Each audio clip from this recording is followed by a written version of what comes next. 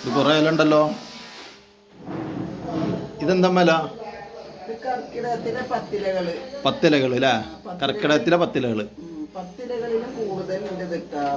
ഇതൊന്ന് പറഞ്ഞാണ്. ഇതെന്താ ഇല? ഇത് ചേന. ഇത് ചേമ്പ്. ഇതാ പൊന്നാക്കണ്ണി അല്ലേ? അപ്പൊ ഇത് ചീര. ഇതാ